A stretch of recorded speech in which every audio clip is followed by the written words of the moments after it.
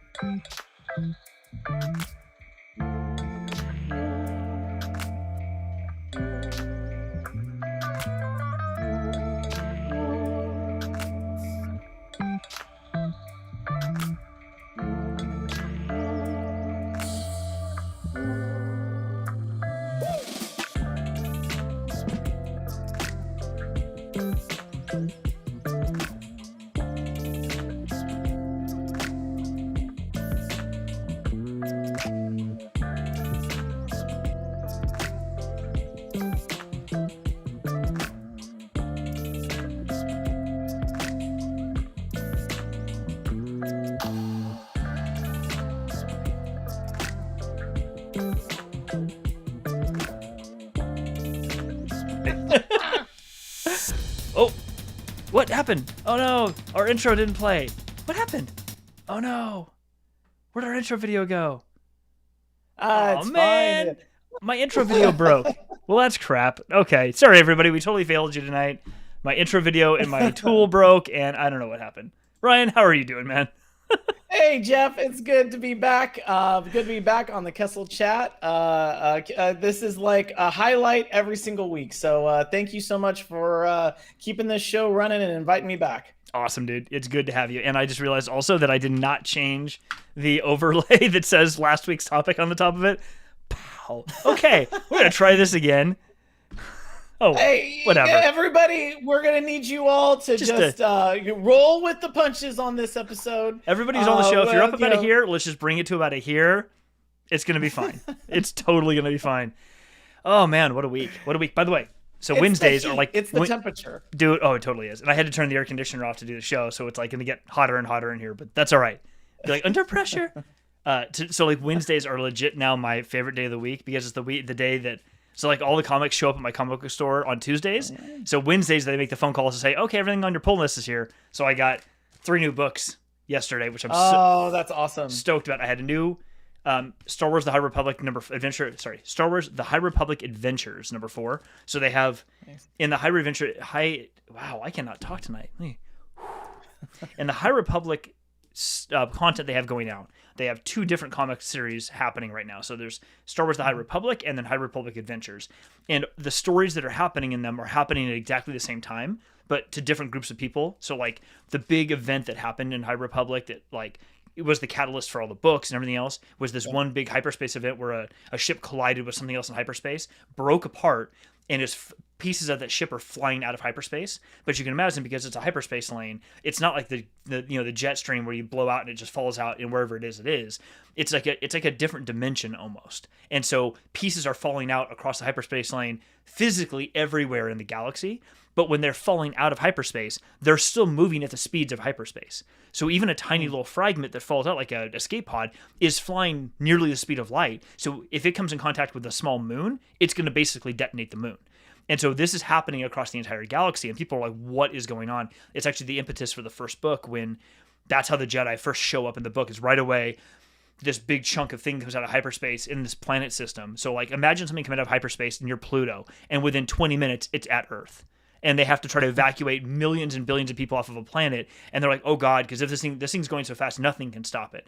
And all of a sudden, people are putting out distress calls, help, help, help. And all of a sudden they get a response back from a Jedi saying, the Jedi hear you and we're on our way to help. Something like that. And it's like, that's kind of what you hear. You're like, oh, like, wow. And they're actually flying this ship. Each Jedi flies one of these. They're called vectors. Oh, that's awesome. And that's awesome.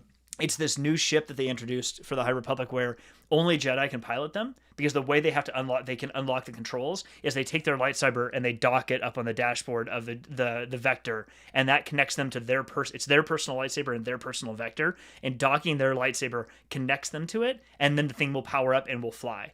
And they can partially maneuver it also with the Force.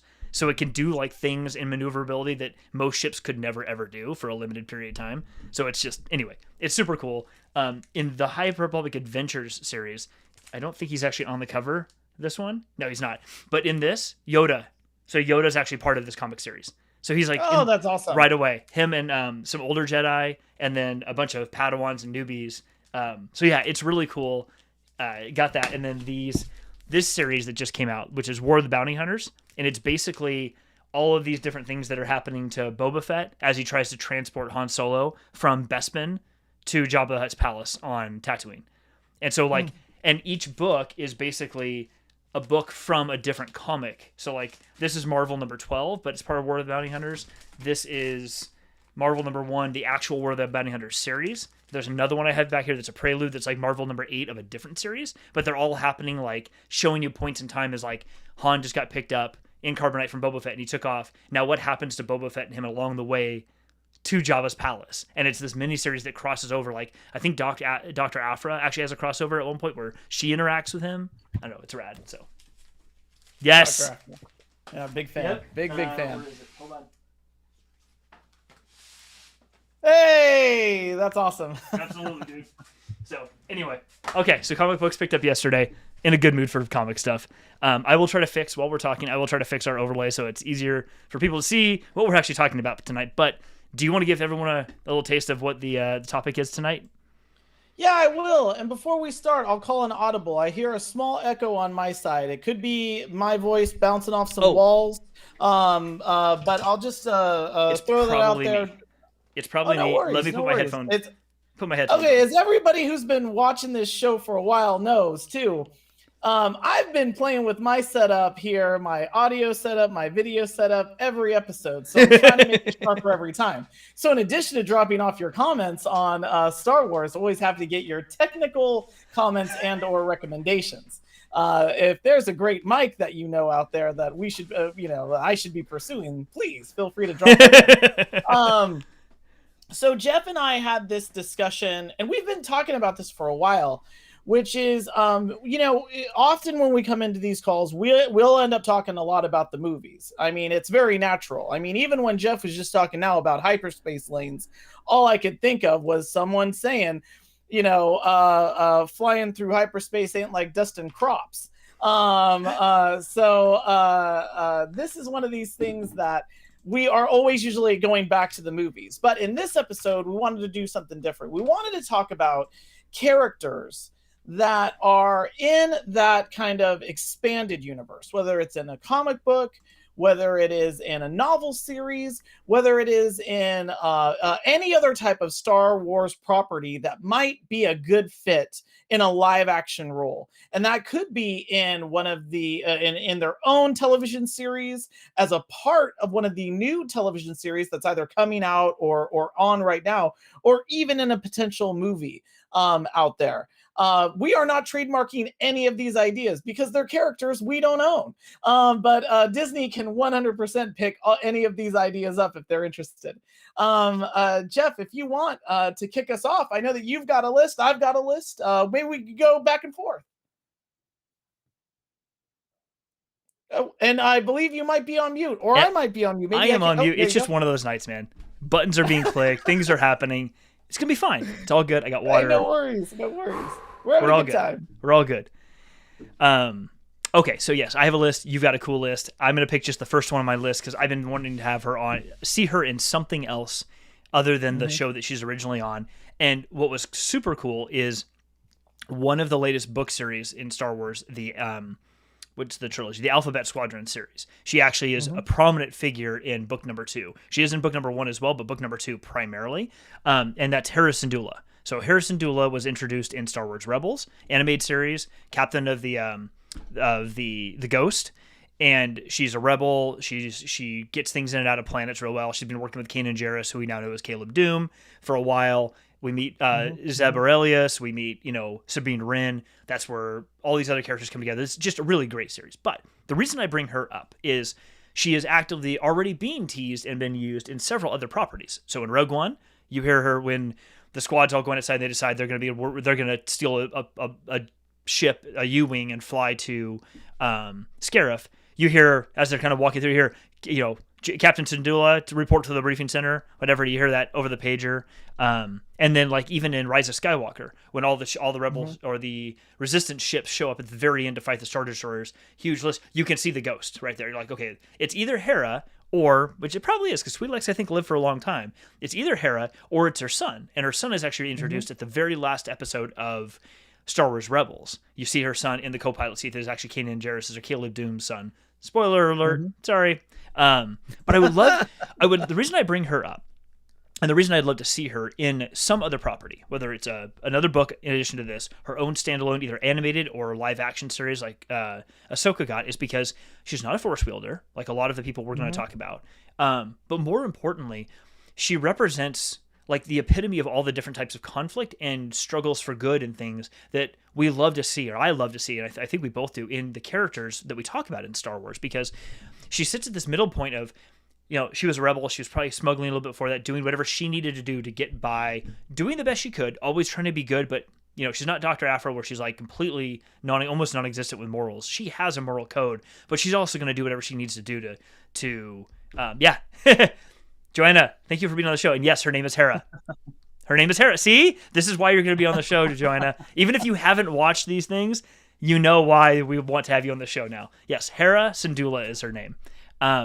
So yeah, she just, you can tell that she does what she needs to do, but she always is after the right thing. She's always after the way to help the people that she can whenever possible. And in the book that I was reading, the second book, it's called, let me see, I forget the name of it. It is, it's not Victory's Pride. Victory's Pride's number 3. It's in the house. I forget what, Shadow Squadron, I think, something like that. She's now General Syndulla, and she has her own ship, and she's running her own squads, and she's prepping battles, and they're scraping through, getting all the remnants of the Empire out of the galaxy, etc., etc. And the small squadron that doesn't really work together is on her ship, and she's the general. She's also a very motherly figure, or a maternal figure, in that she is strong. It's not powerful. She's strong. She's super intelligent. She's a great strategist, one of the best. And she empathizes with her crew so much. And it's why they respect her, and they do whatever she needs them to get done, because she can empathize with them because she's been in their shoes, and she explains that to them. And you hear her in a lot of the ways she communicates with the main characters in this book. She is trying to coach them, and she's trying to lead them in the right way, but she's also just kind of leading, like a little nudge and opening a door, but then walking away, because you could tell that she realizes this is something that character has to just go through on their own. Like, it's not something I can tell them. I could tell them. She even thinks to herself this so much. Like, I could basically tell them the things they should do, but they won't learn anything if I do that. It's not actually going to help them in any way. They need to just do this and succeed, or do this and fail and learn from that. And so she tries to figure out ways that they can do that in the least impactful way to the entire, resistance and the this new republic that's being built up. But I love that because it creates such a nuanced character that could be a center point that doesn't also have to be a Thrawn. That doesn't have to be a big, huge person that's in everything in the galaxy. She's just doing the thing that she has been asked to do, and she does it really well, and she's not aspiring to be so much more than she is. She could be, but that's not what she wants. She wants to do great at the things she can do and she can control, and she doesn't want to be, in the Senate. She doesn't want to be Princess Leia. She doesn't want to be in those things. She wants to just do the good work that she can. And, oh, look, I got General. Okay, I have a little more power to make those things happen now, but I'm not going to push it. And I love that. I love that about that character quite a bit. Oh, that's awesome. I think that is a really great fit. And this is where I also think, too, it's like, there's a lot of television shows that this could, or even movies where you could have this this kind of through line. In my opinion, that's really like some of the great things that can be considered. Is being able to find out where you can even drop in more references like that.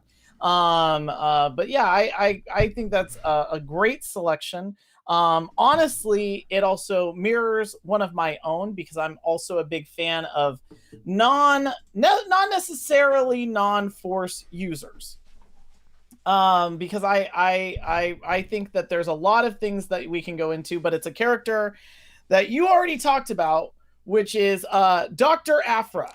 I am a huge fan, and I'm also a big fan of this time period. Dr. Aphra, in fact, I went to go back and do my research before we came into this call.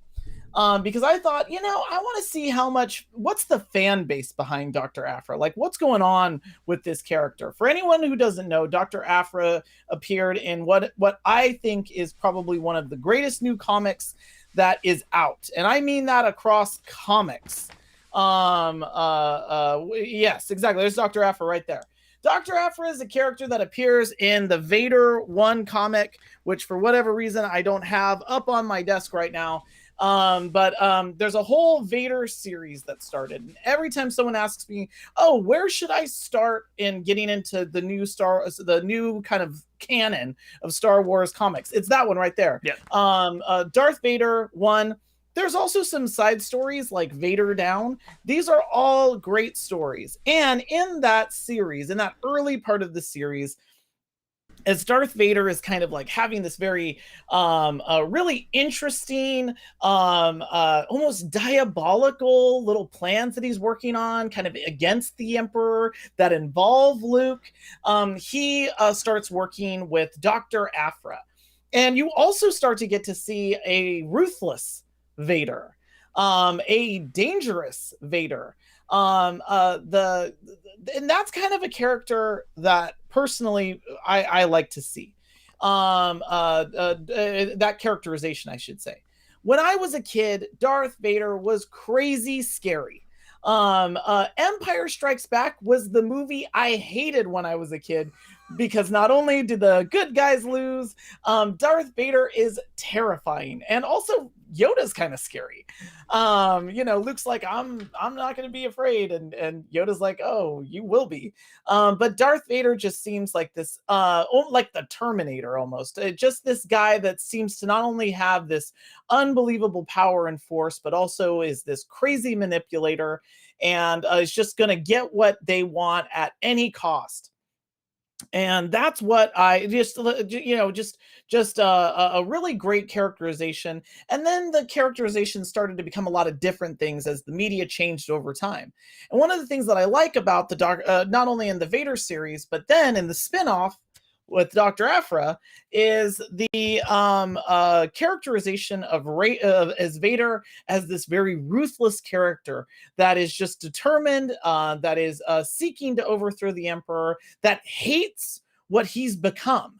And just is this really conflicted character. I mean, just so great. And Dr. Aphra is kind of like what I would consider like a shadow version of Luke Skywalker, and in fact has shadow characters.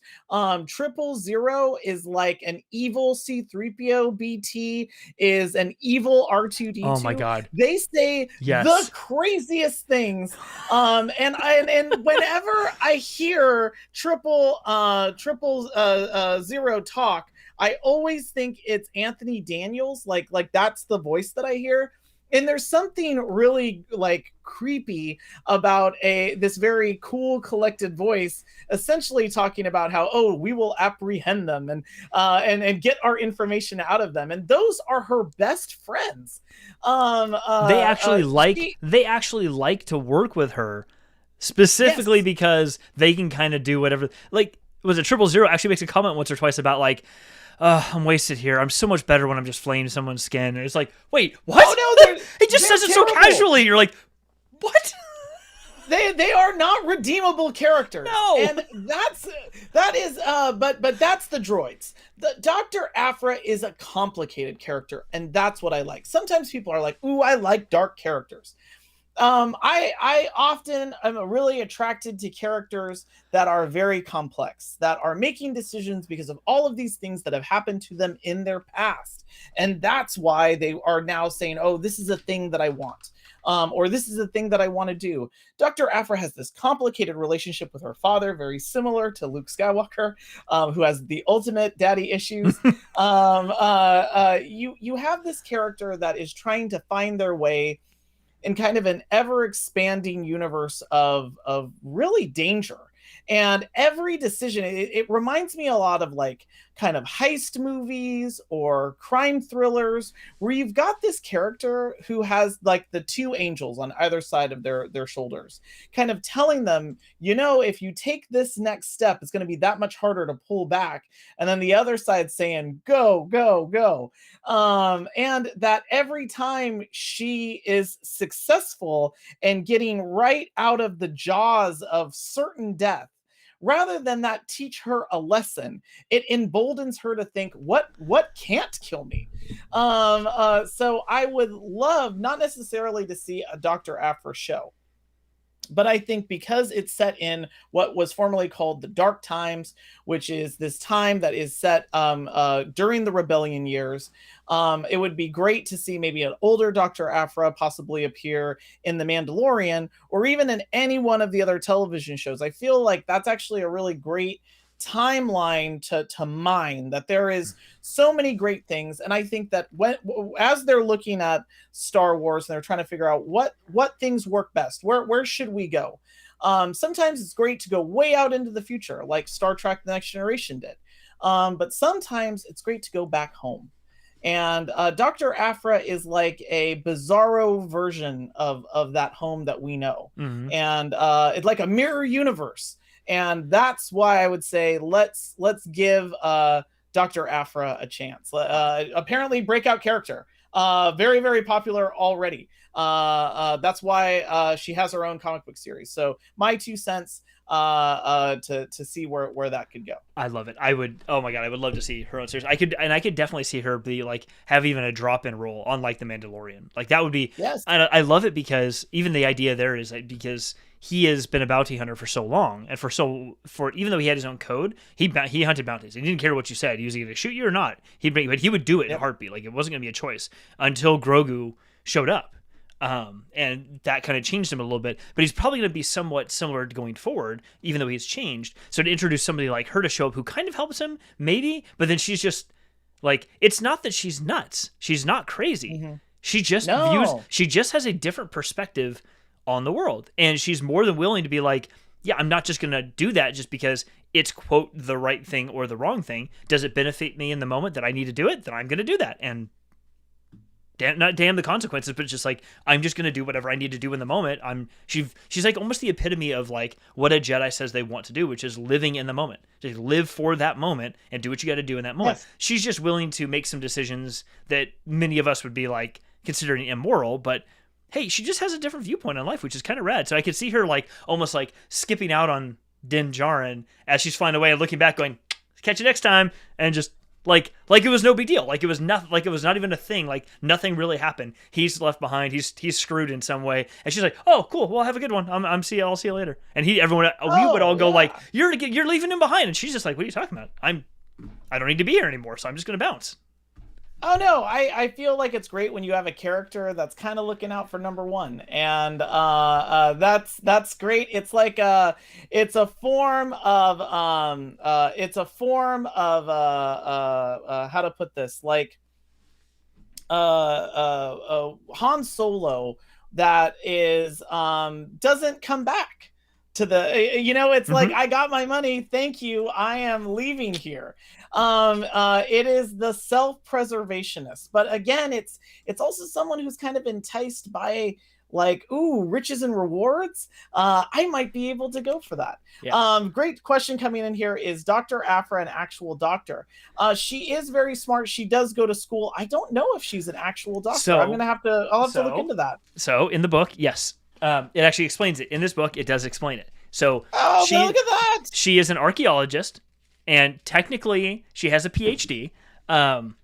She got it through very dubious means by screwing over a teacher and getting that teacher basically fired.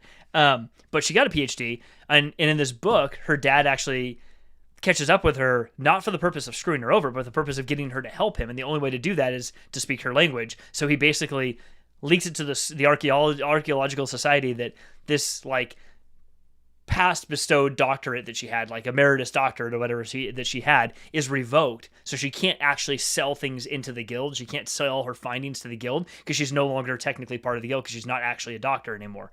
And I think it alludes that she gets that reinstated at the end. But yeah, she actually does have like an honorary doctorate, enough that she can be part of the archaeological guild and actually trade archaeological finds with them and make money off of them or whatever else. Yeah, I didn't know if she had really become like a legit doctor. No. I think I think it was a matter of that she was definitely like obviously in the guild. She does talk a lot about this with her father. Her father even encourages her to kind of come back over to the good side and actually become more of a less of an Indiana Jones type, so to speak, which is plundering archaeological digs and then selling them. If anybody knows Star Trek, the way that I would describe it, and again, I think that the question there about her being a doctor, the first thought that I had was of Vosh on Star Trek: The Next Generation, which is, yeah, I mean, Vosh is kind of credible, but she's really just like a treasure hunter.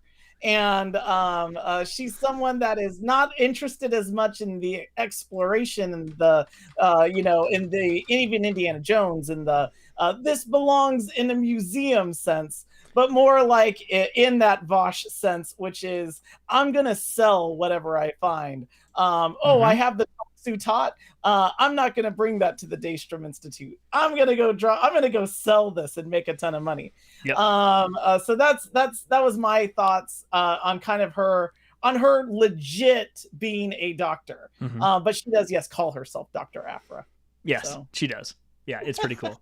It's awesome. Okay, so I have one more because I know we're going to end up running out of time if we try to go through our whole list. I just have one more, and it's another female character, because basically all the ones that I could think of off the top of my head when we were doing this earlier that we haven't really spent much time talking about were all these just badass female characters in Star Wars. I have one guy on my list, but we'll come back to that another time. So my next one up is a Force user, and I freaking love her. It's Asajj Ventress. I like Asajj Ventress. God, I love Asajj. Great so selection. She's obviously in the Clone Wars, both in the early 2000s Clone Wars and in the more modern day Filoni series. What's interesting is there's actually a lot of things that are interesting about her character to me. She was, prior to being a dark side user, she was training to be a Jedi. Like, she actually was training to be a light side user. And she got disenfranchised with the Jedi, like so many, like Dooku does and did, and many others did. And so she left, but she didn't immediately become a dark Jedi. She just left the Jedi Order and went back to Dathomir and went to Mother Talzin and just kind of lived with her Night Sisters. Like, she bounced, did a few other things, and that's where Dooku or Count Dooku or Darth Tyrannus found her, sort of generally speaking, and got her to. We see it actually in the 2000s Clone Wars, where she is like fighting a bounty, or not, finding like an arena someplace. So that's where she's at, and uses her powers to just decimate everybody. And so Dooku takes her on and decides to train her. But the reason I love it is there's sort of a tragedy, because actually a big tragedy. And I say that because even though Dooku trains her, what we see as the outsider is that even Dooku is being played. He's old. The Emperor doesn't, Palpatine or Sidious doesn't actually want him as a apprentice. He doesn't care about him in any way, shape, or form. Actually, he doesn't really care about anybody. Everything is a tool for him, including Anakin. He wants Anakin to be by his side, but he has zero intention of letting Anakin kill him and like take over in the rule of two. Like he's no, that's not going to be a thing. He just wants Anakin, and so Dooku's just a means to an end. But Dooku feels like he is this prodigal son being trained by this master, this Sith, this prime Jedi, Darksider, and so he takes it on himself to like train his own apprentice. But he just tells Palpatine that she's an assassin. He trains her as an assassin, and enough of the ways of the Force and whatever, so she can be a good assassin. But she believes she's being trained by like a master, and like the person who's organizing the separatists and all these types of things. I don't think she even realizes that there is a Darth Sidious. Like I don't actually think for a while she even has any idea. So it's this tragedy, because she is so bought in, and she's literally listened to the lies that Dooku has told her, and like these feelings he has stoked of hers that made her feel legitimized, when the real problem was actually far more nuanced. Whatever she left for, it's just something she didn't really understand. But he stokes them in a way just like any other Sith would do, and manipulates her. And it's so sad to me, because she could be so much more. And when we actually see her, she actually does die in the stories. I forget the name of the book. It's a book with her and Quinlan Voss, who is at that Jedi. He's got the white yellow paint. Another great character that could be appearing in literally any series. Oh god, it'd be amazing. And he's basically a gray Jedi. He rides the boundary, and actually the Jedi love him for that, because they can use him in the things that they don't really want to ever touch, but he's willing to do it. And they pair up to try to stop and kill Dooku, thinking that will end the war, because they just don't know that there is a Darth Sidious. And she ends up dying at the end of it, but the way that it happens is like the relationship that builds up between the two of them and how you watch it play out. It's like neither of them fully understand what's actually happening here. And by the nature of like being a part of a situation they don't understand, they're basically being manipulated by a situation that they don't understand. No one's actively manipulating them to do the things that they do.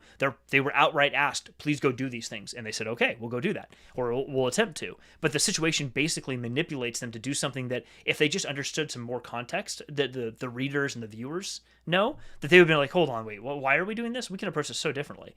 But because they're in this situation, when she dies, you're just like, oh my god, that is such a tragic loss, because not because she could have been redeemed to the light side. Like, no, it's not about that. It's the characters they just didn't know enough information, and this could have all been different with just like one additional piece of information. But all this other stuff happened, and it's like it's such an allegory to so many other things in Star Wars. Like that other character, everyone just knew one more little tiny piece of info, all this would be totally different. Open that door 30 seconds before you did, and you would have seen something that would, oh wait, hold on. That's what this is. Oh, okay, we're gonna end this all right here. So I mean, don't get me wrong, she's also a badass, and I love, my final thought here is that I love her interactions with Obi-Wan throughout the more modern, the Filoni Clone Wars series, because it's always sort of like she always says like my dear or honey, or these little sort of like affections to him, being a complete a-hole about it. She's not actually affectionate. And then he replies back, my dear. And it's like, oh, I get to see you again, my dear. And it's like this total like banter the two of them have that's almost like negative flirting. I don't know how to describe it, but it makes their interaction so much fun to watch. Oh no, I am right there with you on this character. For so many reasons. Not the least of which is that, in my opinion, like, and this was something that kind of faltered in the prequels. You got a little bit of it with Dooku and Obi-Wan, and even a little bit with Dooku and Anakin with the I thought you would have learned your lesson, boy. I am a slow learner. The sword fights are meant to get your two characters right next to each other so they can start talking to each other. And that is where you have your characters sparring and then verbally sparring. And that's what I love to see. And that's what I really enjoyed when, even in the old like 2000s Clone Wars, and of course the Clone Wars series, was when Ventress appeared. She knew how to rattle somebody's cage. But her death, and spoilers on all this, I'm sorry, her death, and then spoilers for Count Dooku, he also dies. On both of those characters is they suffer from a great thing, which is in storytelling, and I'm blanking on who said this, but it's the lie your character tells themselves. That all characters are usually telling themselves a lie. And some of those lies are big and some of them are small. And in Ventress's case, it's that she's important. And that's what makes it sad. Yeah. Because when she realizes that she doesn't, for those of you who have not seen Ventress like in a series, what's great is when you can see the same look on Dooku's face when Palpatine says to Anakin, "Good job, kill him." Exactly, kill him. And Dooku's like, "Wait, what?" You know, Michael Beretti put it best, which is in that whole time, Palpatine was probably telling Dooku, "Oh, hey, I got to tie up some loose ends," and it's in that minute that you're like, "Oops, I'm the loose end." So it's like that's like the thing you got to watch out for. But I really like that. I would love to see that character appear. You don't even know if that character could be a lot older or younger. You don't know how that character can appear. But again, I feel like it's just great to be able to do. So I know that we're running out of time. So I'm going to jump to my last one, but I'm going to put in my plugs for my middle people. I've been saving my last one for the best. So my plugs are, I would love to see a Star Wars Rogues. It doesn't need to be Rogue Squadron. I know they already have a show, but Star Wars Rogues series, or even a C-3PO hosted Star Wars Tales series that would feature things like Dash Rendar. These can all, by the way, because they're tales, they could all be canon. They can all be legends. I'd love to see Dash Rendar from Shadows of the Empire, Corran Horn. We talked about Kyle Katarn, or Kyle, what is it? Kyle Katarn, or how did we go back and forth on the pronunciation? I was like, is it Kyle Katarn? I don't know. Kyle Katarn. Again, we had this whole discussion. It's like a Street Fighter Ryu discussion, Ryu versus Ryu. I just grew up saying Katarn. But and of course Mara Jade, which we both talked about. We both were big fans of Mara Jade. So I am going to talk about a character and a concept that is my favorite, and it is Celeste Mourn. Oddly, we all four of our picks, females characters that we would love to see more of. Celeste Mourn is from a comic, part of the comic book series that was published back in the old Dark Horse comic days. And Jeff, I'm going to stop really quick because can you hear me okay? Because I'm seeing a little bit of breakup here in my stream. Nope, you're good. You are totally good, man. Great.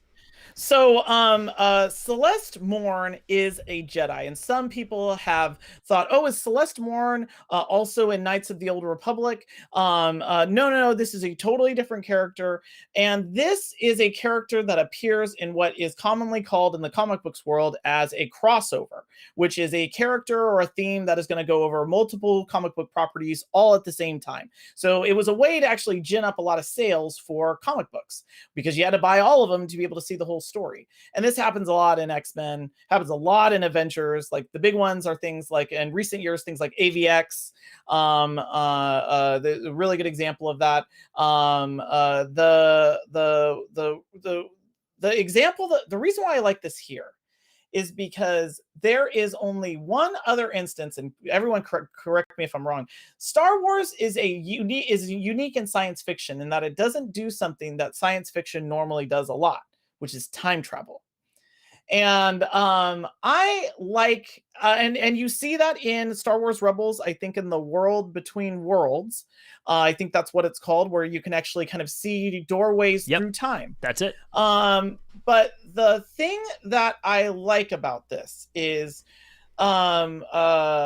Celeste Mourn is a Jedi, and we're all coming out of a pandemic, and there is a pandemic that's raging in the galaxy. It's this rock school plague, and it's actually a dark side plague. It's this terrible thing, and she is part of this secret Jedi covenant that has to go and kind of track down the Sith. And she starts in what would now be considered the High Republic days. And I think of this as not a crossover opportunity, and someone described it like this also in the original comic book, but a cross through, which is you could actually do a small series of a character appearing over a lot of different features. So in the Star Wars Vector story, Vector is a really popular term, Vector Prime, the Vector ships, Vector, this comic book series, which is it's all about kind of tracking down, following Celeste as she's going through time to be able to stop this plague. And it starts in the Old Republic, or now probably the High Republic, where she's trying to stop this Muir talisman, which is this terrible thing that the Sith of that time want because it would give them this incredible power. And she is ultimately it fits around the neck, this talisman. It's kind of like a choker.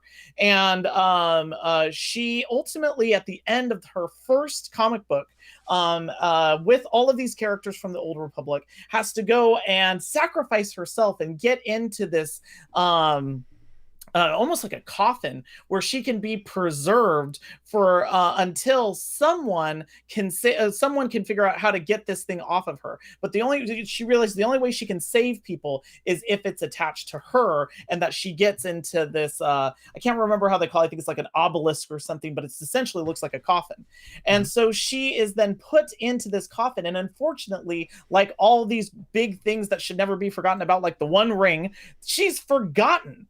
And so then she keeps appearing because this choker basically kind of keeps her alive through dark side magic. She appears in the dark times era with Vader and Luke, because Vader wants this talisman because he thinks it'll help him overthrow the Emperor.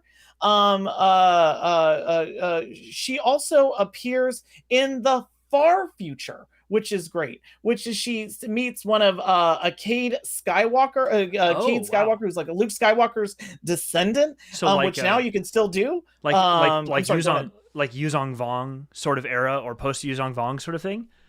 Way past, like in the far future. It's like Luke's great grandson. Wow. And what's great about that character too is that character is in a time where the Jedi are kind of falling apart, and there's these like Imperial Jedi, there are these Sith, there's this whole Sith empire. But even more than that, it's a great opportunity to create a character where you can have pop into all of these worlds and actually do like a time travel, just because this character is able to live for so long, and actually appear as a crossover event through all of these series. And what's more is a great way to introduce things. Like, I would say, go to that far future where ultimately Celeste is able to come up with a solution to her problems, except instead of finding Jedi, she finds Skywalkers.